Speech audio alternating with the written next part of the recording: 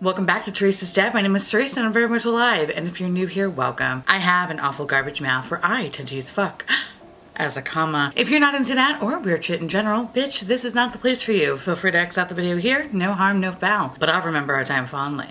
If you want to jump straight ahead to the review of the product, I'll leave a time code down below. Feel free to jump ahead. So the day I went to Ipsy Live, which by the way, if you haven't seen my haul of the things that I purchased there, along with all the stuff I decided to spoil myself with for my birthday, you can check out my live stream. It's actually the last video I did. I'll link it up in the corner. Also, don't mind me screaming that I was going to give subscribers a reach around. What can I say? I am a whore.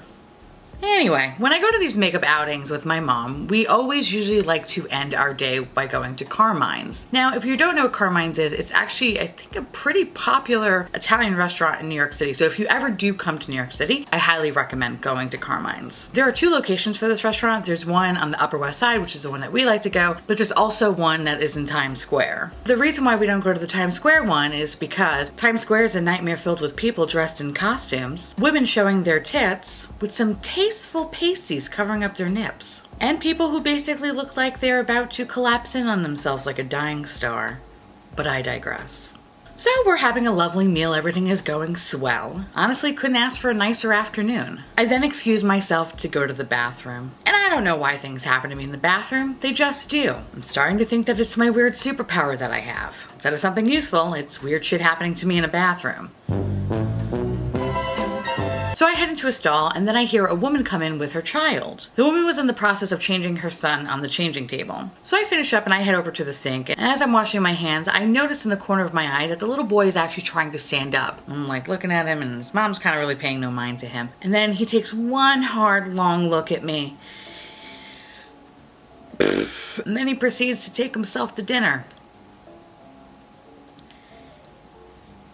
If you didn't know what that means, it means this.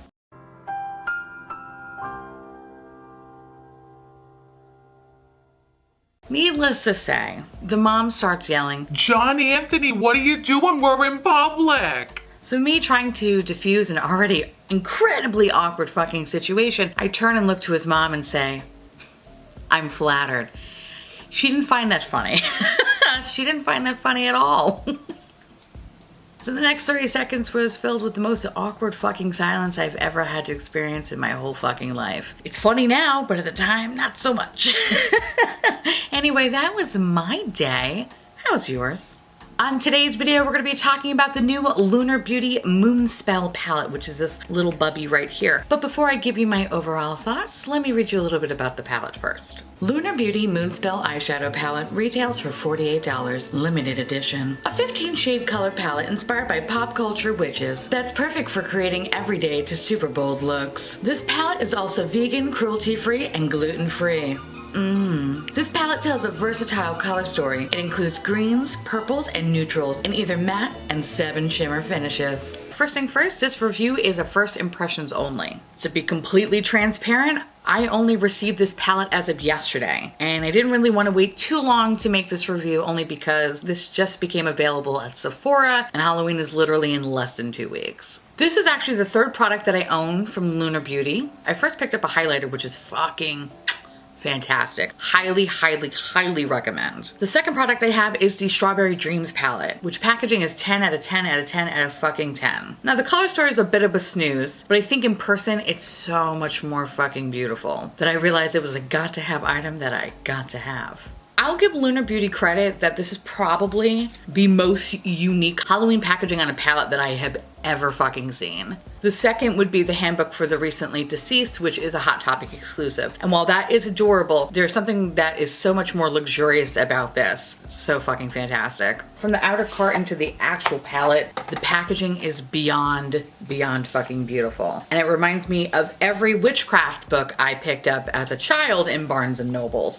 And I love it so much. So when you open the palette up, you get this beautiful full-size mirror and you get the palette. The only thing that annoys me about this packaging is that I wish the outside really matched the inside, meaning that I wish the background was black and that the font was actually the antique gold color. I think that would have been really perfect. And it also would have made the shades pop a little bit more. But overall, though, I really do like the layout of the shades. I love the whole story behind it. I love witches. And it definitely speaks to the inner goth girl that lives inside me that is conjuring spirits in her bedroom closet. Now, for today's looks, I tried to use as many shades as humanly possible because, like I said, I only got this yesterday. So out of the 15 shades, I only was able to use 10, which isn't that bad. Now in this palette, you get 8 matte shades and 7 shimmer shades. So let me talk about the matte shades first. The matte shades that I was able to use was Sabrina, Paige, Nancy, Marnie, Bonnie, and Winifred. Now I found that all the mattes in this palette are not created equally. While majority of them I had no real issue with, besides maybe a little bit of kick up, a little bit of fallout, the majority of the matte shades blended very well together and had a really nice opacity, but ultimately required to be built up. I will say though that the purple shade Sabrina,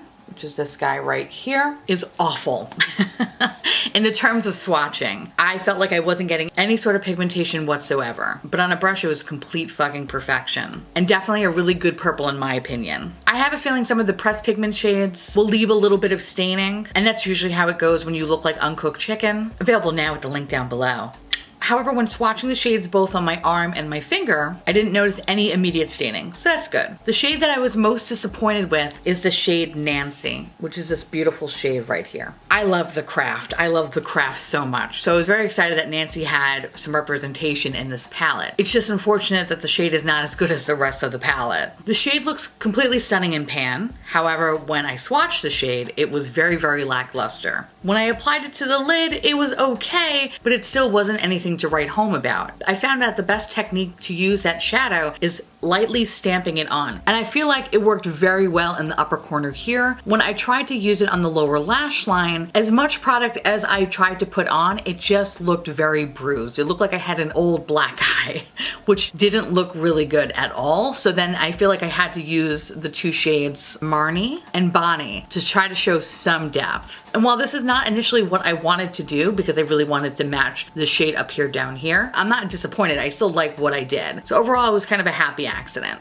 Other than that mild disappointment, everything worked out really well. The color story is really soft in this palette. In person, it's so fucking beautiful. But I will say though, while I really do appreciate a very grungy, true Halloween aesthetic, filled with over-the-top neons and pus-colored shades, I do appreciate the softness and femininity of this palette. The one word I really can't say, it's feminine, right? Feminine.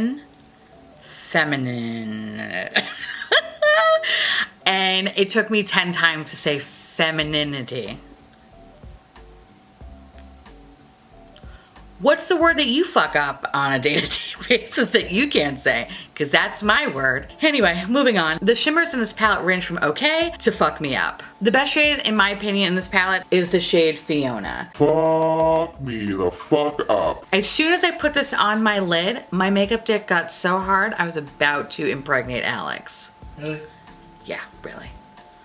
I'm gonna blow a baby up you.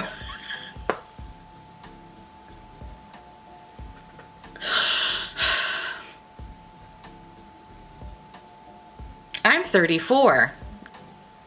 Oh my god, fucking kill me. Alright. My only complaint with that shade is that there's so much fucking fallout. There's so much fallout. It's disturbing. It's disgusting. And it's not easy to clean fallout. So while it does sprinkle beef cheese crumbles all over your goddamn face, when you do wipe it away with a brush, you have some remnants, so you have to use a makeup wipe to wipe it away. But you know what? I don't give a shit. That's how much I like this shade. I feel like a boss fucking bitch with it, and I feel like people will cower. And I fucking love that. Actually, let me show you a swatch of it. Oh my god. Fuck me up. I love this. The other shade in this palette that is really fucking cool is the shade Prue. Prue was another shade that was like a fuck me up shade. And it's basically the sister shade to Blue Diamond, which is in the Strawberry Dreams palette. That is the shade that made me purchase that palette. I think what I like about Prue so much is that it's a really pretty topper shade. So for this particular eye look, I actually wound up using Prue on top of the lid. And I really do like that it transforms the look. The other shade that I wind up using is the shade Mary right here. Mary's okay. Mary's pretty much like just like a dingy gold color. However, I used that bitch with some setting spray and almost damn near fucking died. The chemical burn it has is very reminiscent to a Menagerie Cosmetic shade that I use with some setting spray. And as soon as I put it on my fucking lid, it was like true spicy butthole. And the pain lasted for about a good 2 minutes. But after that, it was fine. The pain subsided. But when I went to go touch up the shade, I made sure to use my fucking finger. Because that's the cool thing about these shimmer shades, is that I think they work well with the finger application more so than with brush and setting spray. Of course, except with the shade Fiona, because that shit looks good whether you use a brush or a finger. If you do have this palette, let me know if you did experience that spicy butthole effect with that shade. I'm very curious to know. The other shimmer shade that I used was the shade Samantha, which is right over here. I wound up using that shade on top of the shade Married, just to see how the shimmers reacted to each other. And I have to say, the shimmers played very well with each other as well as with the mattes. I feel like they did blend out very nicely, but they do need a little extra TLC just to make them pop. Is this my favorite shimmer formula? No, but I definitely think it's solid and it will definitely get the job done. And definitely prettier than some prestige brands that I have used as of late. But the two standouts for me in terms of the shimmers is Fiona and Proof for sure. I think overall in the whole palette, those are the two shades that really just got me hard. I'm definitely satisfied with the two looks that I created today, although I really do like the purple side a little bit more. There's a certain kind of evil circus clown sluttiness that I really appreciate. While I did really enjoy this palette overall, I really do wish that there was another inner corner highlight shade. And I definitely think that Hermione and Samantha are a little bit too similar. I feel like you probably could have omitted just one and then had a different shade altogether. The other thing I really didn't like is that I wish there was a black shade in here. And I know in his video he didn't want to use a black shade, and I respect that, but I definitely think a black shade was a little bit more needed than the brown shade. I don't know. It's not that dark. I wish it was a little bit darker. Like I mentioned before, this is a first impressions video, so I can't really comment on the lasting power on these guys. I have had them on for about, I want to say about 6 hours at this point. There doesn't look like to be any sort of fading or cracking. Things are pretty much how they look when I put them on earlier in the day. So I do have high hopes. And of course, I will leave a pinned comment down below on this video to let you know my further thoughts as I continue to play more and more with this palette. Now, do I think you should buy it? Maybe? Full disclosure, when I purchased this palette, I used a $25 gift card. Okay, so this palette retails for $48. So after tax and all that good shit, it came out to about $25. And I feel like for $25, this is perfect.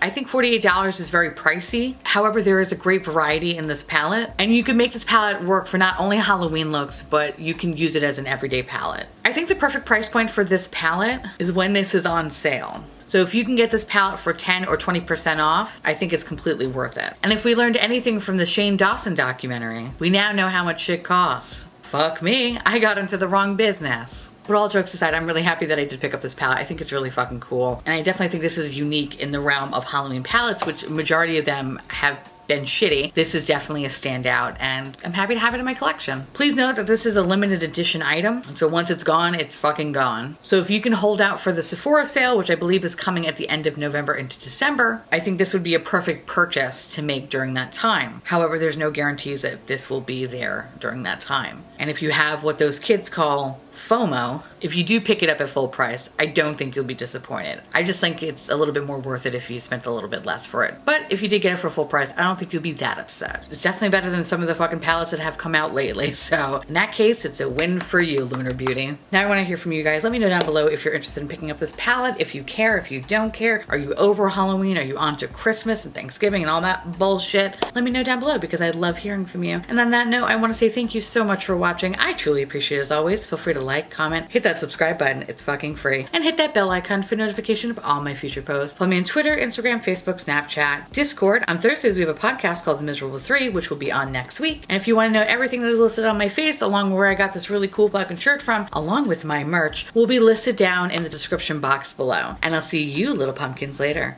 Bye.